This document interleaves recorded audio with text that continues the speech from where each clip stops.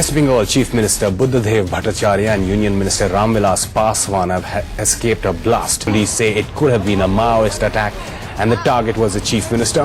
কিষাণজি একসময় বুদ্ধবাবুর কনভয় হামলা করার প্ল্যান করেছিলেন। কি ছিল সেই প্ল্যানটা? প্ল্যানটা ছিল হচ্ছে যে সে জ্ঞানেশ্বরী এক্সপ্রেসের ঘটনাটা, এটাও কি কিষাণজির ব্রেন চাইল্ড এই প্ল্যানটা? Today of the attack on the train, the Howrah-Kurla Express, which was going from Kolkata to Mumbai. The train derailed near Kharagpur. তখন বাপি একটা ছক কষে যে আমরা এমন একটা কিছু করব যাতে এখানে প্রেসের লোকেরা আসতে বাধ্য হয়, মানে একদম বললাম একদম চাইল্ডিশ একটা, মানে প্রেস অ্যাটেনশনের জন্য। ইয়েস, যেইটা সবচেয়ে সিপিএম সমস্যায় পড়লো এবং বুমেরাং হয়ে গেল সেটা হচ্ছে নেতায়ের ঘটনা। নেতাইয়ের মতো ঘটনা ঘটে গেছিল, অন্যায় আমাদের ছেলেরা ভুল করেছিল, নেতাইকে ভীষণ ভুল। ওই যে বুমেরাং হলো ব্যাপারটা, তারপর থেকে কিন্তু হামলাত বাহিনীর আর অস্তিত্ব পাওয়াও যায়নি। অনেক ক্ষেত্রে শোনা যায় যে কেন্দ্রীয় বাহিনী যখন অপারেশন করতো তখন কোল্যাটারাল ড্যামেজ হিসেবে বেশ কিছু মানুষ মারা গিয়েছিলেন, সাধারণ গ্রামবাসী। এরকম কোনো ঘটনার সাক্ষী তুমি হয়েছো? একেবারে সেটা ভয়াবহ। রাত্রিবেলা থাকতে দিয়েছে একটা টেন্টের মধ্যে, ঢুকছে লোক, ঢুকে না ওই যে আমাদের ওই যে ডাব্বার মতো হয় না, ডাব্বার মতো সে এক একজন করে এক এক আসছে, একটা করে বেরিয়ে যাচ্ছে। আমি তো এনকে জিজ্ঞেস করলাম যে এটা কি, বলে এগুলো তো বলে বলছে এগুলো মাইন। আমার তো বিছানা তো খাটিয়ার নিচে ছিল, বলে হ্যাঁ ওইখানে খাটি। কিষাণজি একটা ত্রিস্তরীয় নিরাপত্তার মধ্যে থাকেন, তাকে পুলিশ গ্রেফতার করলো কি করে? কিষাণজি যেটা শোনা যায় তার আগে রাঁচি গিয়েছিলেন চিকিৎসা করা, সেই সময় পুরো ফাইনাল ডিলটা হয়ে যায়। তখনকার দিনে যে তৃণমূল নেতৃত্ব ছিল এখানে, যারা তৃণমূল পন্থী বা তৃণমূল করতো জঙ্গলমহলে, প্রত্যেকে কিন্তু জনসাধারণ কমিটির সঙ্গে যুক্ত হয়ে গিয়েছিল। আমাকে বলা হয়েছিল যে আসবে সে হচ্ছে হাতে একটা ইন্ডিয়া টুডে মোড়ানো থাকবে একটা, এবার ওখানে গিয়ে বলতে হবে কোড ওয়ার্ড ছিল আমার হচ্ছে জয় বিক্রান্ত। আমি উত্তেজনার চোটে আমি কোড ওয়ার্ড বলতে ভুলে গেছি। এই অধ্যায়ের যে মাওয়িস্ট মুভমেন্ট, সেইটা তুমি কি চোখে দেখো? মানে is it a successful movement or it's দুটোই আছে।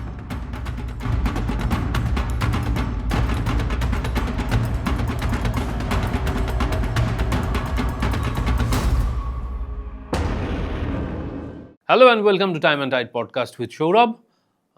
আজকে কোটেশ্বর রাও ওরফে কিষাণজি, তাকে নিয়ে কথা বলবো। কথায় বলা হয় কাজের সময় কাজী, কাজ ফুরলি কিষাণজি। কেন বলা হয়? কেমন ছিলেন কিষাণজি? কেমন ছিল তাঁর জীবন? তিনি কি খুব ভালো মানুষ ছিলেন নাকি রুথলেস ছিলেন? বিপ্লবী তো বটেই, সেই সঙ্গে মানুষ কিষাণজির বিভিন্ন গল্প শুনবো আজকের পর্বে। আজকেও আমার অতিথি আমার প্রিয় দাদা চিত্রদীপদা। চিত্রদীপদা, ওয়েলকাম টু দ্য শো। বারবার আমাদের কথায় মোটামুটিভাবে তিনটে পক্ষ এই মুহূর্তে উঠে আসছে, মানে তিনটে পয়েন্ট। একটা পয়েন্ট নিয়ে আমরা একটা কথা বললাম যেখানে কিষাণজির নেতৃত্বে মাওয়িস্টরা এবং জনসাধারণের কমিটি এরা একদিক থেকে লড়ছে, প্রশাসনের দিক থেকে তখন লড়ছে হচ্ছে ওই কেন্দ্রীয় বাহিনী আসছে, কোবরারাও এসছিল, কোবরা কমান্ডো ফোর্স এসছিল, এরা সবাই এসছিল অপারেশন লালগড় করতে, ফোর্স এসছিল বিভিন্ন জায়গা থেকে। থার্ড আর একটা শক্তিকে নিয়ে বারবার কথা হচ্ছে, হারমাদ বাহিনী। আচ্ছা, এই যে হারমাদ বাহিনী, এই কয়েনেজটা কিভাবে তৈরি হলো এটা কি তোমার জানা আছে?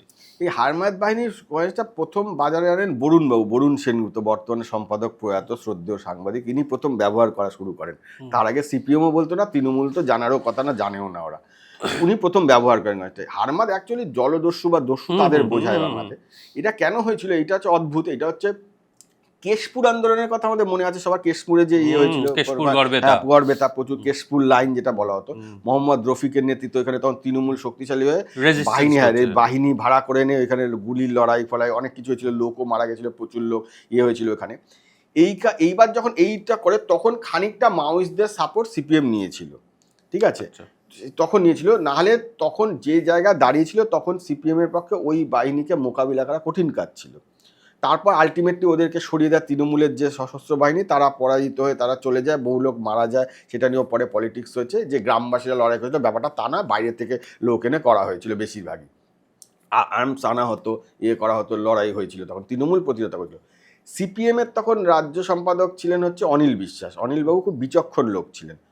আমি যেটা সিপিএমের সোর্স এবং পুলিশ সোর্স থেকে পেয়েছি, অবশ্যই আমি এটা বলতে চাই যে সেটা হচ্ছে যে আমি এর কোনো প্রমাণ নেই, অকাট্য প্রমাণ বা কোনো ডকুমেন্ট নেই, যে অনিলবাবু তখন দেখেন যে এই যে মাওয়িস্টরা এবং তৃণমূল এই ফোর্সটা যদি এক হয়, এবং যদি কারণ যেহেতু কেশপুরের পরের সময় থেকেই মাওয়িস্টদের সঙ্গে তৃণমূলের একটা গণ্ডগোল, সিপিএমের একটা গণ্ডগোল লেগে যায়, আদর্শগত কারণে। তখন উনি তখন দেখেন যে এইটা যদি আমরা একটা প্যারালাল এরকম ফোর্স তৈরি করতে না পারি, এইটা আমরা কমব্যাট করতে পারবো না। এটা আমাদের সব জায়গায় আমরা সমস্যা পাবো, কারণ পুলিশকে দিয়ে সব কাজ করানো যায় না।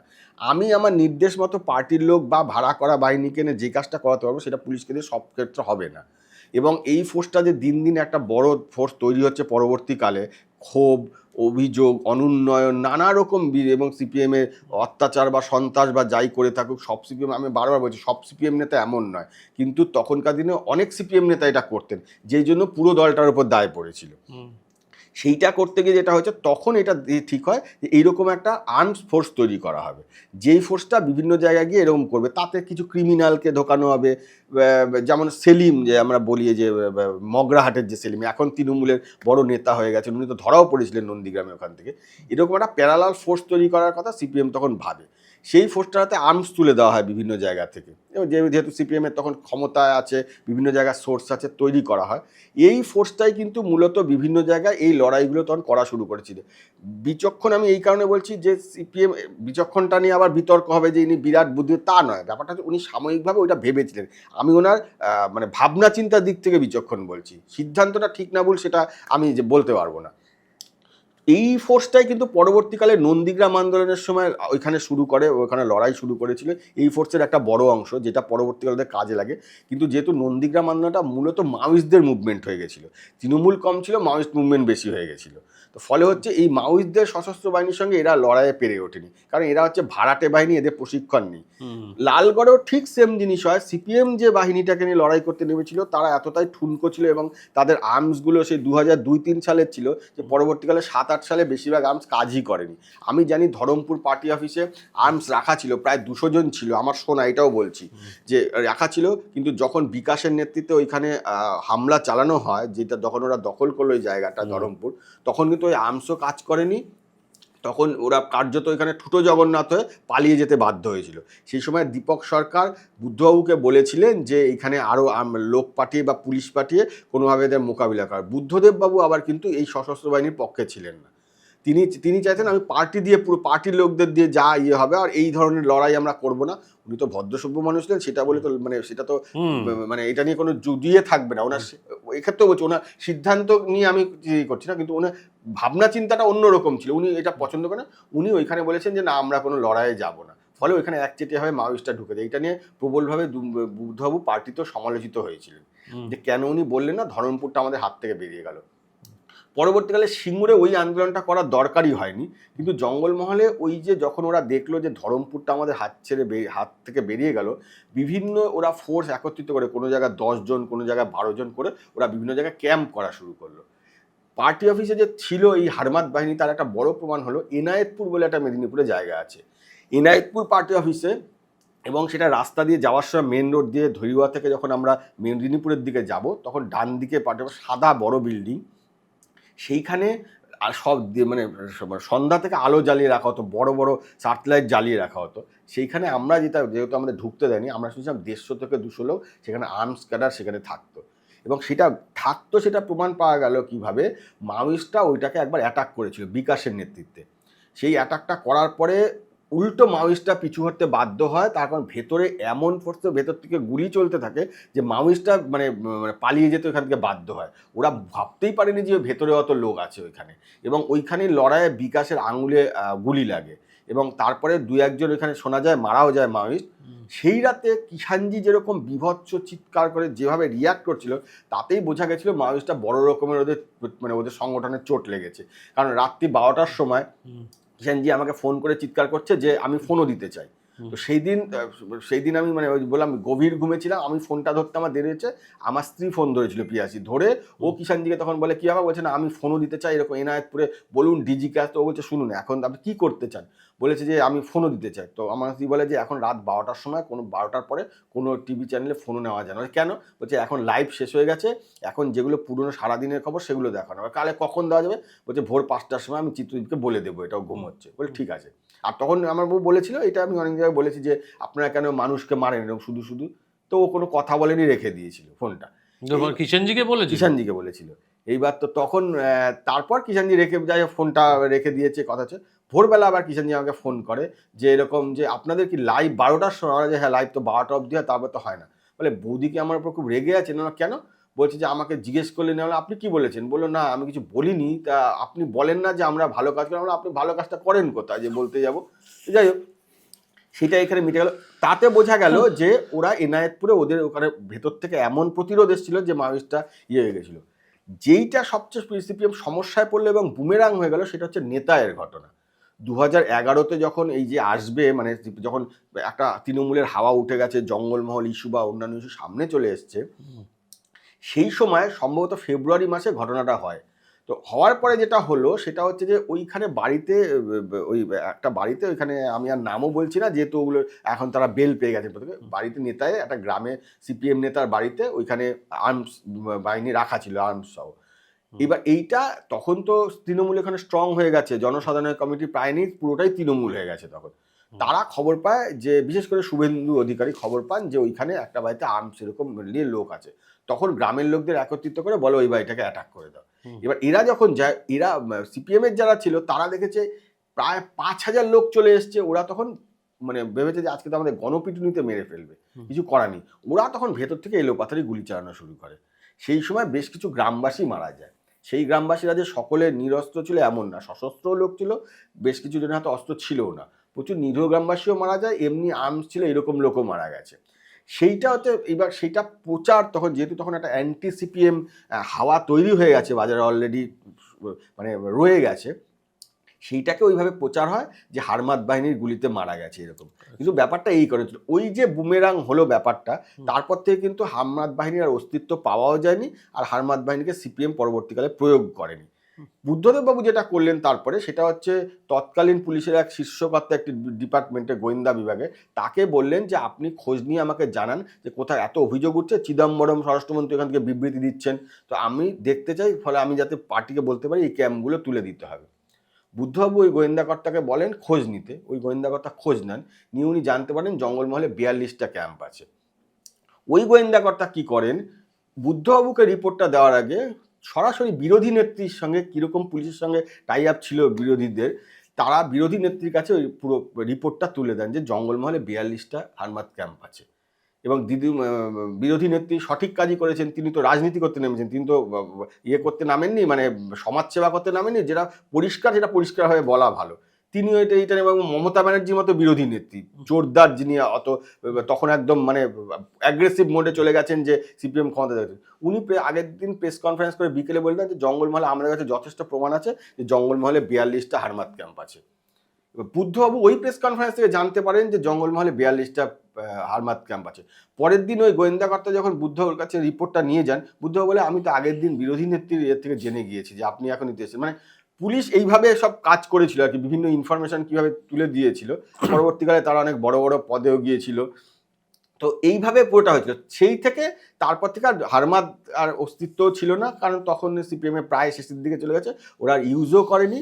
কিন্তু ওই যে বললাম যে মাওবাদীদের গণমিলিশিয়া যেমন একসময় বুমেরাং হয়ে তাদের বিরুদ্ধে চলে গেল, সিপিএমেরও হারমাত বাহিনী, যেটা প্রায় 2001-2 সাল থেকে কনসেপ্ট তৈরি করেছিল যে আমরা পাল্টা তৈরি করবো, সেটাও 2011-তে এসে ওইভাবে মুক্ত করে। আর একটা জিনিস বলো, তুমি বলছিলে যে এই নেতাই কাণ্ডে যেমন হঠাৎই এই যে আক্রমণ হলো, সেটার ফলে বেশ কিছু সাধারণ মানুষ মারা গেলেন।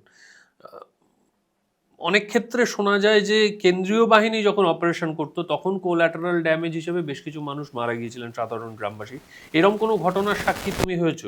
একেবারে সেটা ভয়াবহ, ভয়াবহ মানে ভয়াবহ আর কি বলবো, মানে এখনো গায়ে কাটা দেয়। সেটা হচ্ছে জয়নগর বলে ওখানে একটি জায়গা আছে, তো ওইখানে জনসাধারণের কমিটির মিছিল বেরিয়েছিল। আমি তখন ঝাড়গ্রামে, আমার কাছে খবর এলো যে মিছিল বেরিয়েছে, এরকম এটা কাভার করা যায় কিনা। ঠিক আছে, আমি আমাদের ক্যামেরাম্যানের যথারীতি আমার সঙ্গে অমিতাভ গিয়েছিল। যাওয়ার সময় ওইখানে গিয়ে, এবার আমরা যাওয়ার সময় ওইখানে 24-এর যে ইয়ে ছিল সৌরভ, তাকে এবং দেবেন বলে একজন, দেবেন তিওয়ারি, তাকেও ডেকে নিয়ে গেছিলাম। সবাই আমরা গেলাম ওখানে। গিয়ে আমরা দেখলাম মিছিলটা বেরিয়েছে, তো ওইটা একটা গ্রামের রাস্তা, মেন রাস্তা, তার থেকে নিচু নেমে গিয়ে একটা গ্রামে ঢুকে গেছে রাস্তাটা, ওইখান দিয়ে মিছিলটা যাচ্ছে।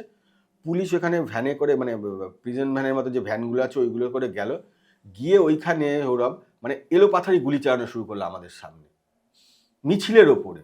মিছিলটা ছিন্ন ভিন্ন হয়ে গেল, চারিদিকে ইয়ে হয়ে গেল।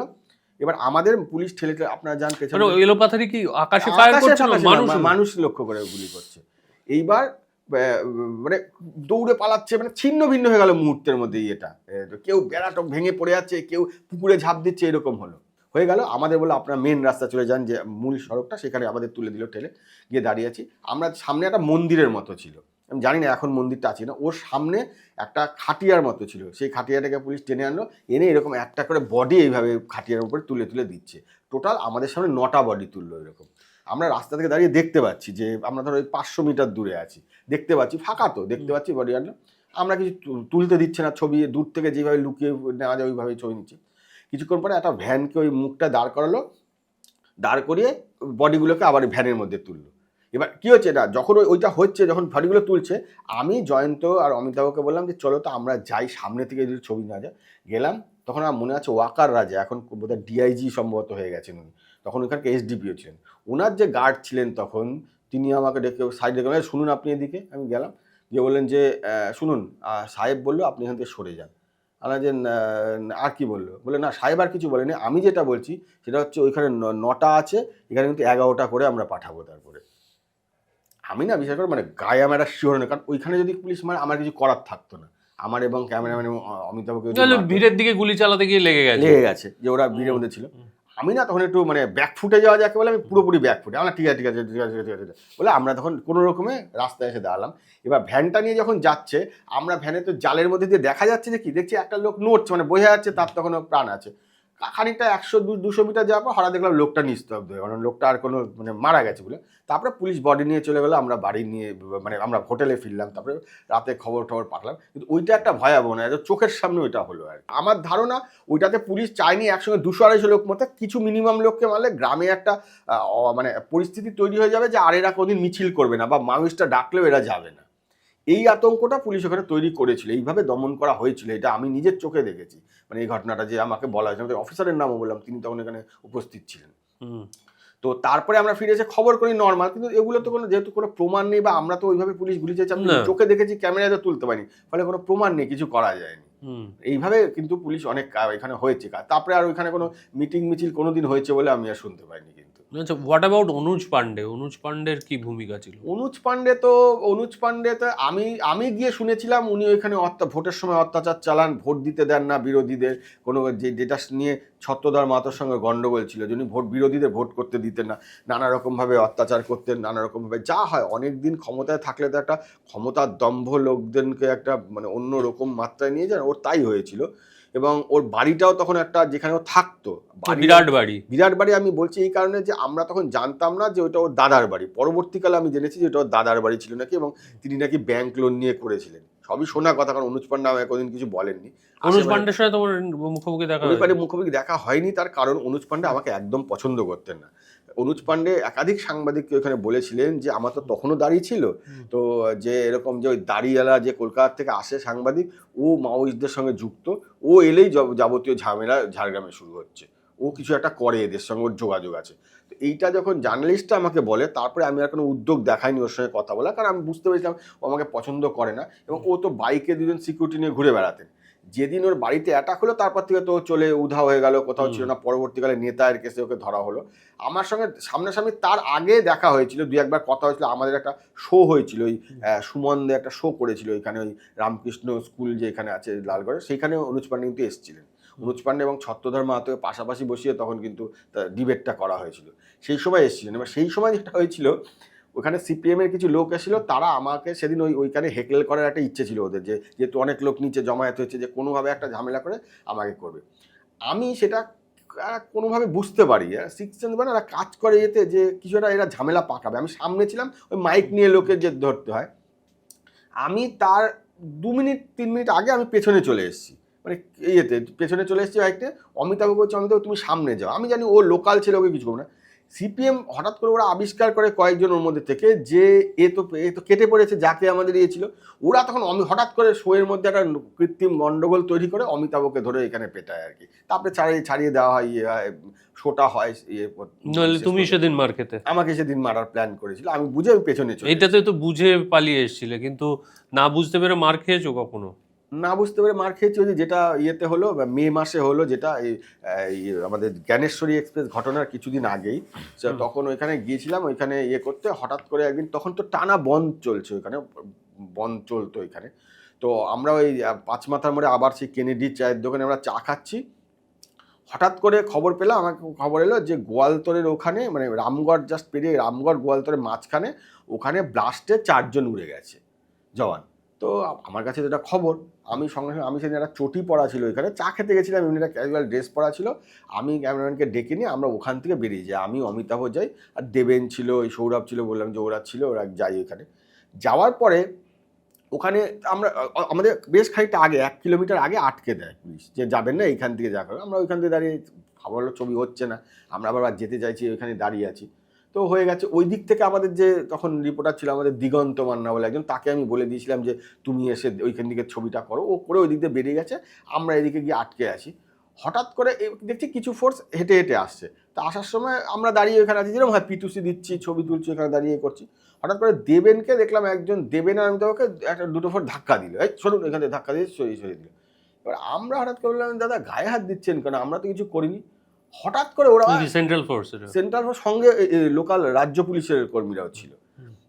এবার তখন বলছে যে এরকম যে এই স্যার, এই যে এগুলো বলে, এগুলো তখন ওরা বুঝতে পেরেছে, আমরা সকলেই বুঝতে পেরেছি যে ওদের উদ্দেশ্য ভালো না, আমাদের ইয়ে করছে। সবাই আমরা দৌড়ে পালাতে গেছি। হঠাৎ করে কি হয়েছে, আমার ফোনটা পকেট থেকে পড়ে গেছে। ফোনটা তো সাংবাদিকের সবচেয়ে বেশি গুরুত্বপূর্ণ ইয়ে না, আমি ফোনটা যে তুলতে গেছি, 4-5 জন আমার উপর ঝাঁপিয়ে পড়েছে। তখন 4-5 জন ঝাঁপিয়ে পড়ে, এইবার মানে আমাকে বেধড়ক মারছে, বেধড়ক, মানে আমি আগেও বলেছি যে গরু বা পকেটমার, গরু চোর বা পকেটমার ধরা পড়লে যেরকম মারে, সেরকম মার দিচ্ছে আমাকে আর কি, ঝোপের মধ্যে টেনে নিয়ে গিয়ে।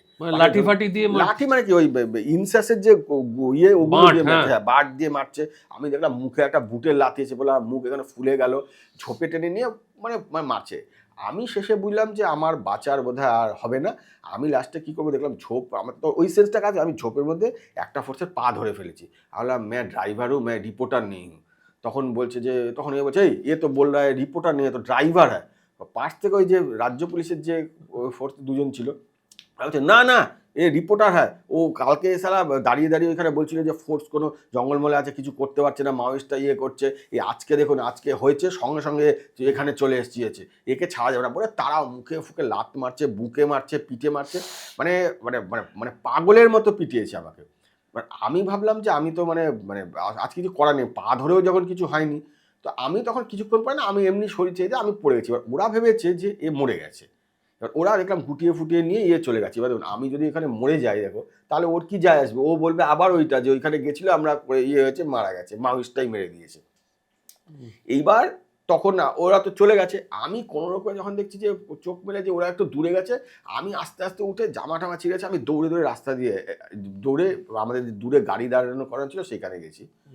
পুরো ব্যাপারটাই লোকে জানতে পারতো না, জঙ্গলমহলে এরকম মার খায় বা আমিও খেয়েছি যে তার আগেও।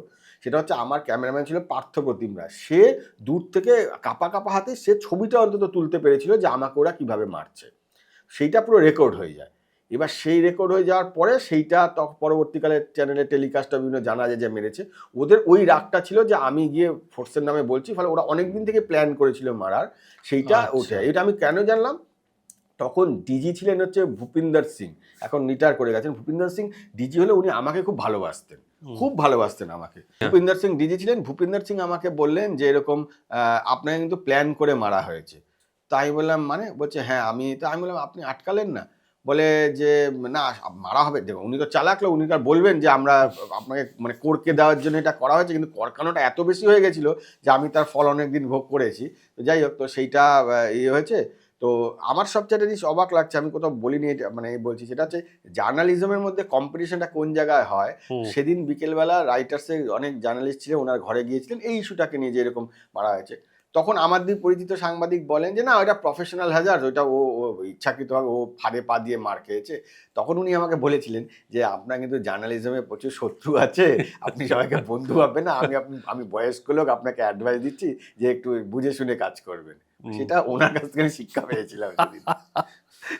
আচ্ছা, এবার আবার ফিরে আসি আমাদের কেন্দ্রীয় চরিত্র। কিষেনজি একসময় বুদ্ধবাবুর কনভয় হামলা করার প্ল্যান করেছিলেন, কি ছিল সেই প্ল্যানটা? প্ল্যানটা ছিল হচ্ছে যে দেখুন, এর মধ্যে দুটো ভার্সান আছে। কিষাণজি তো সবকিছুই গোল গোল বলতেন, মারার উদ্দেশ্য ছিল কিনা সেটা কিষাণজি খোলসা করেননি। উনি বলতেন না, আমরা টার্গেটে উনি ছিলেন, তার কারণ ওনার উপর এত বিরক্ত হয়ে গেছিলেন, সেই জন্য মারার চেষ্টা করা ছিল। আবার বলতেন যে মারার চেষ্টা, আমরা তো যদি মারারই চেষ্টা করতাম তাহলে তো আমরা মেরেই ফেলতে পারতাম, আমরা পারিনি, ব্যর্থতা ঢাকার জন্য ওটাও বলেছিল।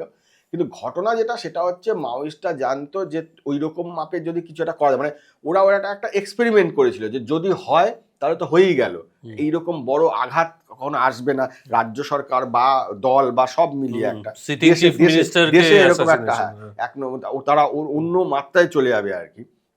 এক, 2 নম্বর হচ্ছে যে যদি নাও মারা যায় তাহলে আন্দোলনটাকে আমরা এমন একটা ইস্যু দিয়ে এমন একটা জায়গায় নিয়ে যাব যেটাকে আমরা স্বতঃস্ফূর্ত গণ আন্দোলন বলে চালানোর চেষ্টা করতে পারবো। তো যে প্ল্যানটা করা ছিল, ওখানে করণ বলে একজন ছিল, করণ বলে তাকে দায়িত্ব দেওয়া হয়েছিল। ওরা যে বুদ্ধভূত ওই দিকে ওই শালবনীতে কারখানা উদ্বোধন করতে গেলে রামবিলাস পাসওয়ানও ছিল। তো ওইখানে ওরা ঠিক করেছিল যে যেটা বলা হয় যে পরবর্তীকালে বলা হয়েছিল, যার পুরোটা ঠিক নয়, যে ওরা এখান থেকে ফ্ল্যাশ করিয়ে ওইখান থেকে ব্লাস্ট করিয়ে গাড়িটা ওরা, ব্যাপারটা তা ছিল না। ব্যাপারটা ছিল হচ্ছে ওরা একটা না চ্যালেঞ্জার বলে একটা জিনিস তৈরি করতো, এটা রকেট লঞ্চার টাইপের, মানে ছোট হ্যান্ডমেড রকেট লঞ্চারের মতো। আচ্ছা, লোহার পাইপের মধ্যে তাতে বারুদ দিয়ে আরো অন্যান্য সরঞ্জাম দিয়ে ওখান থেকে পেছন থেকে যখন প্রেশারটা পড়বে ওটা সামনের দিয়ে বেরিয়ে যাবে আর কি, সেটাকে রকেট লঞ্চারের মধ্যে ওরা চ্যালেঞ্জার বলতো ওটাকে। তো সেই রকম জিনিস ওরা হচ্ছে নিচে সেট করে রেখেছিল যে হাই টেনশন লাইনে ওরা ওইটাকে মারবে। হাই টেনশন লাইনে মানে কি হবে, হাই টেনশন লাইনটা যখন অত 440 বা তারও বেশি ভোল্টে সেটা যখন নিচে পড়বে তখন গাড়িটা তো এমনি বিদ্যুৎ স্পৃষ্ট হয়ে মারা যাবে। এইটা ছিল টার্গেট ওদের। যেইটা হয়, করণ যখন এটাকে ফ্ল্যাশ করে তখন কোনো কারণে ওই যে চ্যালেঞ্জারটা নিজের মতো করে বেরিয়েছে, হাই টেনশন লাইন বলে কিছু হয়নি। তার কারণ ওইটা অনেক পরে কিষাণজি বলেছিল যে আমরা জানতাম না যে কোনো ভিআইপি মুভমেন্ট হয় যখন বিভিন্ন জায়গায় সিএম সহ অন্যান্যদের ক্ষেত্রে, তখন হাই টেনশন লাইনটা অফ করে রাখা হয়। ওইটা আমাদের ধারণা ছিল, সিকিউরিটি প্রোটোকল। এটা বললো যে ওইটা আমাদের জানা ছিল না। ফলে কি হচ্ছে, আমরা তো প্ল্যান করেছিলাম হাই টেনশন লাইনে ফেলে হাই টেনশন লাইনটাকে নিচে আসবো, সেটা আমরা পারিনি। সেটা চ্যালেঞ্জারটা বেরিয়েছে, চ্যালেঞ্জারটা যদি স্ট্রেট গাড়িতে লাগতো তাহলে হয়তো কিছু হতে পারতো, কিন্তু ওইটাকে যখন ওখানে হিট করেছে ওইটা পড়েছে তারটা, ওর যে অভিঘাত তাতেই যা কাজ ভাঙা বা অন্যান্য কিছু, ব্লাস্টটা ওইভাবে কনভয় ওরা করাতে পারেনি যেটা ওরা চেয়েছিল। পরে আমাকে ওই কিষাণজি বলছে যে ওইটা আমাদের একটা শিক্ষা ছিল, যে আমরা ওটা জানতাম না যে ওইটা ওইভাবে হয়, যে মানে এইটা আমরা প্রথমবার জানলাম। তো সেইভাবে করণ পরে তো পালিয়ে গিয়েছিল, পরে পুলিশ ধরেও সম্ভবত মারা গেছে বোধহয়, মানে আমি যদি খুব ভুল না হই। তো সেইভাবে তখন থেকে ওরা কি করলো, এইবার পুলিশ যখন মরিয়া হয় সিএম এর গাড়িতে অ্যাটাক এবং কেন্দ্রীয় মন্ত্রী অ্যাটাক, মানে পুলিশ তখন মরিয়া হয়ে খোঁজা শুরু করলো। এবং পুলিশ তখন যাকে পারলো, পুলিশের তো এটা একটা অভ্যাস আছে যে একটা ঘটনা হলে পরে 50 জনকে ধরে এনে নানা রকমভাবে পুলিশি কায়দা টর্চার করে। সব ক্ষেত্রে এটা ভুল এমনও না, কিন্তু কিছু ক্ষেত্রে সেটা দেখতে হয় পাবলিক সেন্টিমেন্ট কোন দিকে। ভেতরে যে মাওয়িস্টটা এতটা পেনিট্রেট করে ফেলেছিল বা ওরা যে এতটা প্রভাব তৈরি করে ফেলেছে সেটা পুলিশের কাছে খবর ছিল, এটা গোয়েন্দা ব্যর্থতা। তখন পুলিশ যাকে পারে, কিছু স্কুল ছাত্রকে, বেলপাহাড়ি স্কুলের কিছু ছাত্র কাটাপাড়ির ওখানে যাচ্ছিল তাদের তুলে নেয়, স্কুল ছাত্রকে ওই চিদামণি মুর্মুর বাড়িতে গিয়ে। চিদামণি মুর্মুর বাড়িতে যেটা হয়েছিল সেটা হচ্ছে, যেটা নিয়ে মূল ইস্যুটা শুরু হলো, যে দলিলপুর চকে গিয়ে এসপিকে নাকখত দিতে হবে দিয়ে যে আন্দোলনটা শুরু হলো, ওইখানে ভাষাগত সমস্যা হয়ে গেল। চিদামণি মুর্মু তো জানেন ওইখানকার সাঁওতালি ভাষা, যা ওরা যে ভাষায় কথা বলে, এরা হচ্ছে হিন্দিতে কথা বলছে সেন্ট্রাল ফোর্স।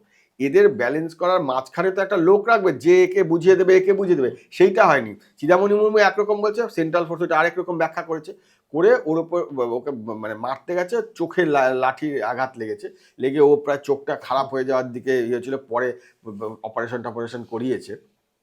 কিন্তু সেই থেকে ওই যে একজন মহিলাকে মারা হয়েছে একটা ইস্যু, আর এটা হচ্ছে স্কুল ছাত্রদের তুলে নিয়ে দেওয়া হয়েছে বাচ্চাদের, এই দুটো ইস্যু মিলিয়ে। এবং ওইখানে দীপক প্রতিহার বলে একজন ছিলেন, ওখানে টেলিফোন ছিল, তারও ওইখানে কাজ করতেন, এখনও আছেন।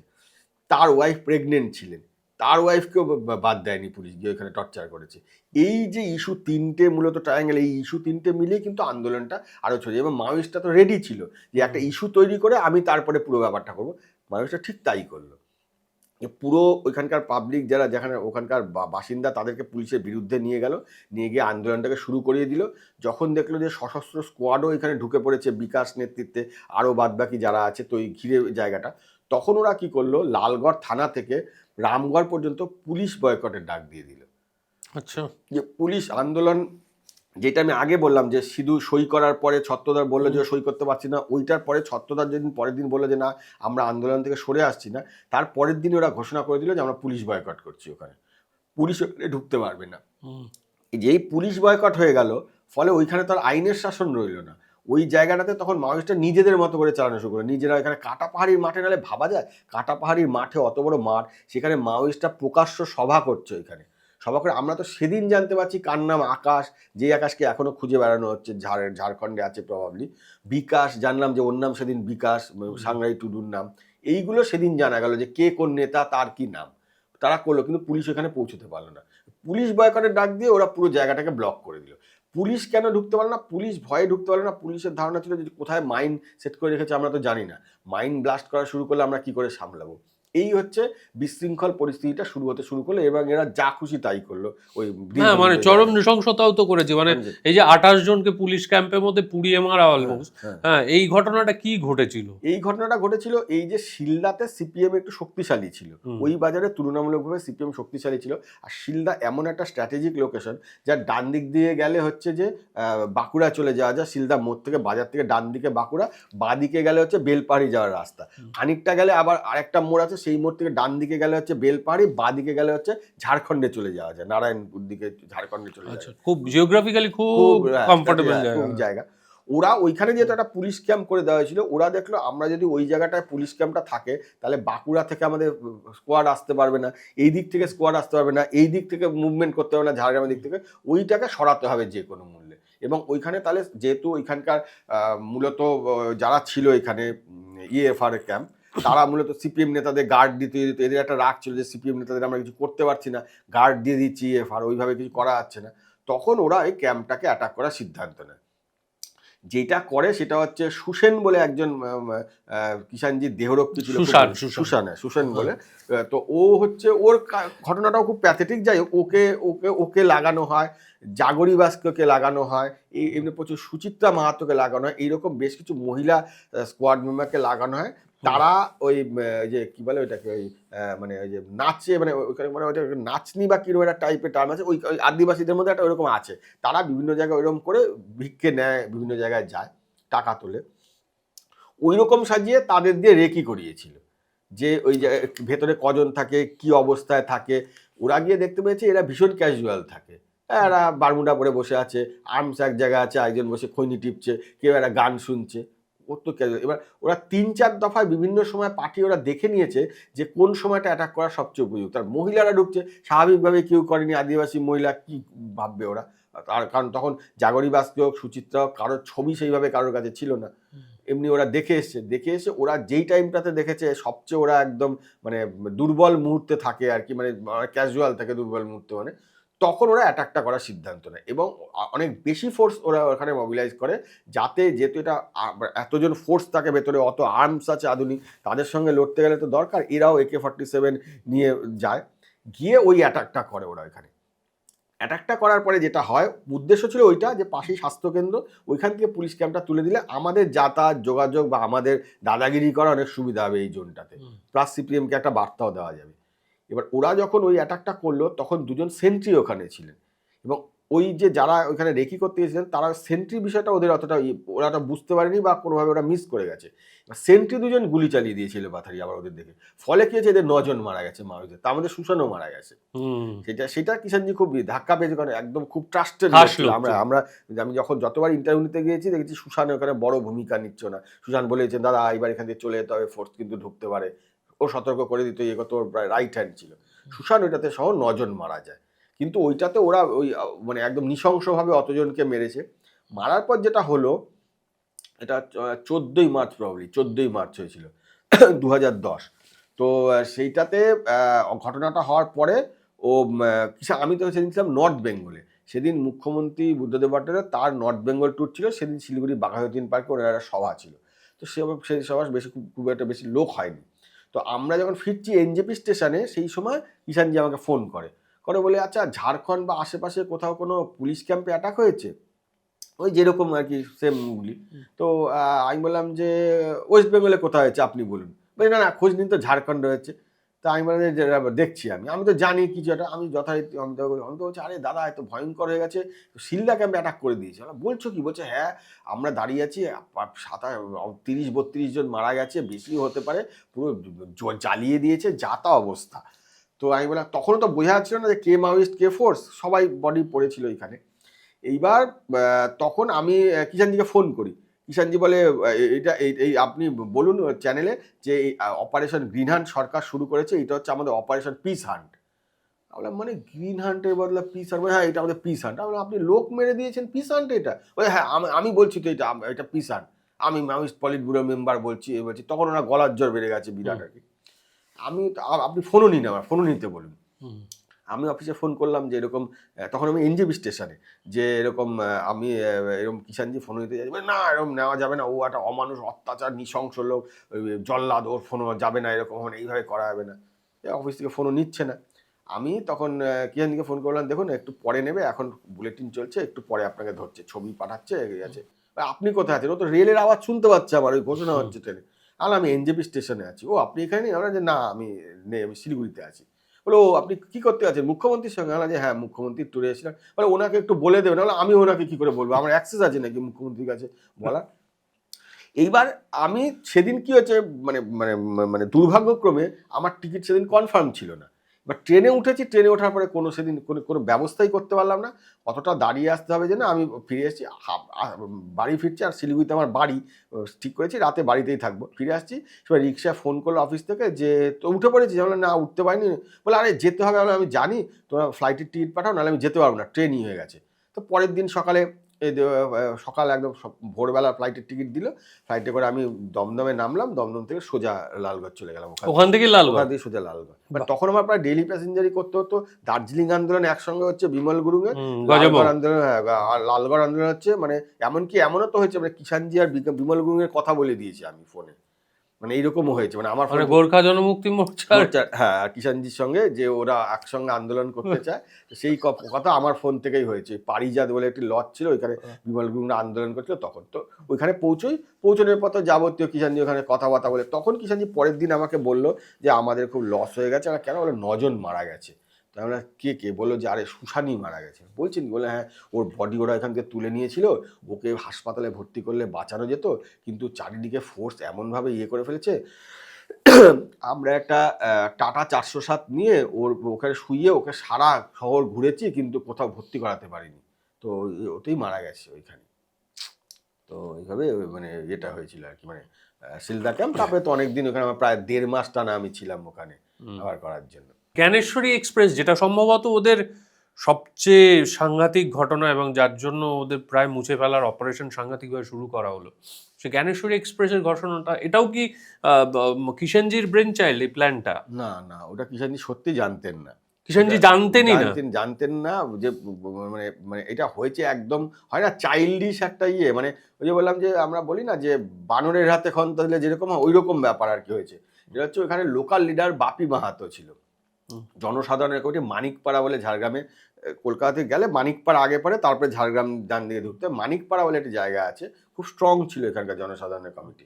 ওর লিডার ছিল বাপি মাহাতো। তখন অলরেডি ছত্রধর মাহাতো তো জেলে চলে গেছে।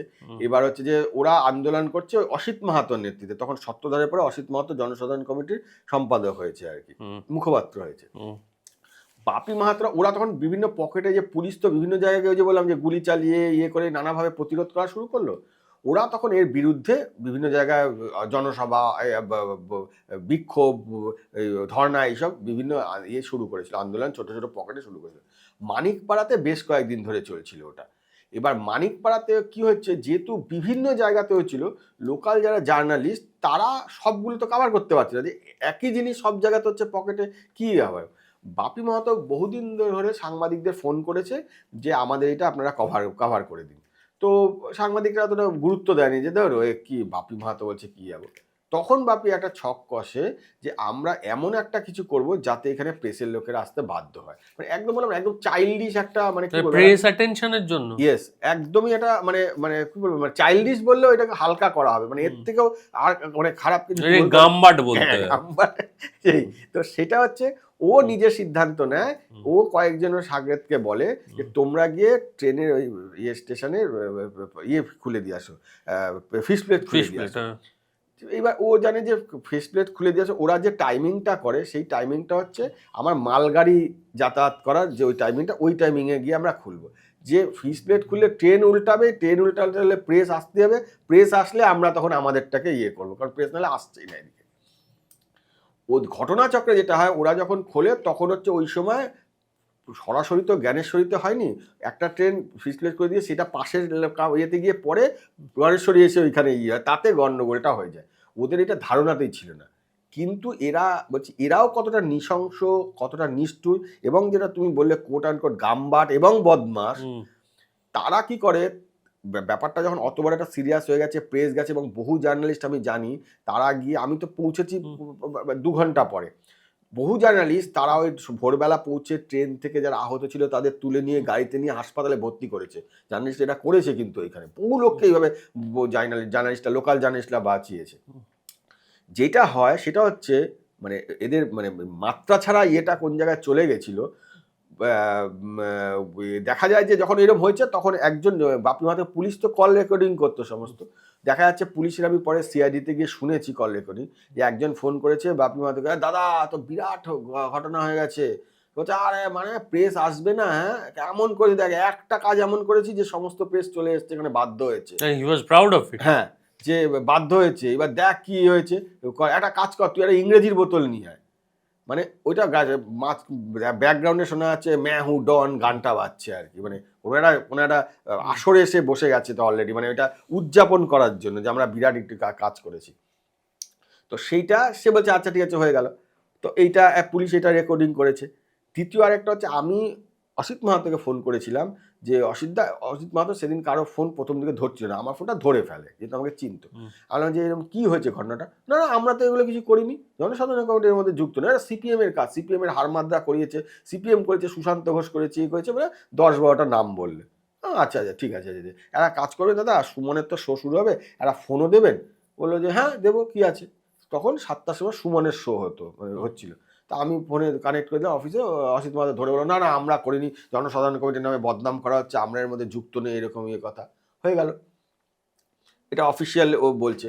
আনঅফিসিয়াল যেটা হচ্ছে, তারপরের ফোনটাই ও করে হচ্ছে আবার বাপি মাহাতোকে করে, আরে বুঝলি এরকম চিত্রজিৎদা ফোন করেছিল ওই দাঁড়িয়ারা, ও বলছে এরকম, আমি তোদের বলে দিয়েছি যে না আমরা যুক্ত নেই, হ্যাঁ কেমন দিলাম বলতো, হ্যাঁ করবে, এখন ফোন করে বলছে যখন খবরের জন্য ফোনই ধরে নাই, বলে অনেক কথা আলোচনা করেছে। এবার সেটাও তো পুলিশের রেকর্ডিং হয়ে গেছে যে অসিত মাহাতো ওই কথাগুলো বলছে, তার মানে 2-2 করে তো বোঝা যাচ্ছে যে আসলে হচ্ছে এইটাই। পরে বাপি মাহাতোকে তো এটা তো সিবিআইয়ের কাছেও যায়, বাপি মাহাতোকে অ্যারেস্টও করে, এখন বোধহয় বেল হয়ে গেছে সম্ভবত, মানে যতদূর জানি, নাও হতে পারে, মানে হওয়ার চার্জ বেশি, সিবিআই চার্জশিট জমা দেয়, আলটিমেটলি কেসটা আর কিছু হয়নি।